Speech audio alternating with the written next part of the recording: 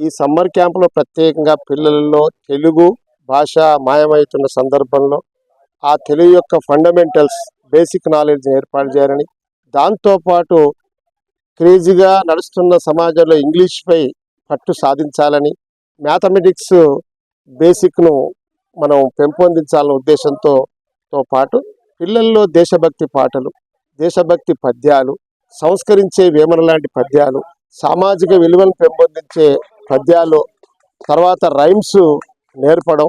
ఇందులో రిటైర్డ్ టీచర్లు, రన్నింగ్ పనిచేస్తున్న ఉపాధ్యాయులు వీళ్ళు పనిచేస్తూ ఉన్నారు. దాదాపుగా 10 మంది టీం పనిచేస్తూ ఉంది.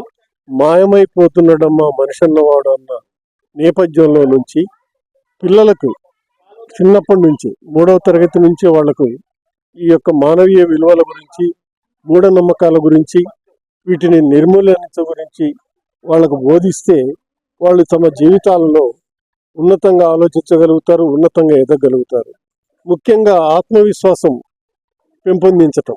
ఎందుకంటే ఇవాళ ఆత్మవిశ్వాసం లోపించే ఎక్కువగా న్యూనత భావానికి గురవుతున్నారు. కాబట్టి ఆత్మవిశ్వాసాన్ని పెంపొందించటం, ప్రశ్నించటం నేర్పటం. ప్రశ్నించటం అనేది ముఖ్యంగా అక్కడి నుంచే సమాజం అంతా ఎదుగుదల ఉంటుంది. కాబట్టి మేము సమాజంలో ఎక్కడ కూడా తక్కువ కాదు, అందరము సమానమే అనేటువంటి దాన్ని కులమతాలు లేకుండా, తరగతి గదుల్లో కులం ఉండదు, మతం ఉండదు, మిగతా చోట్ల ఉంటుంది.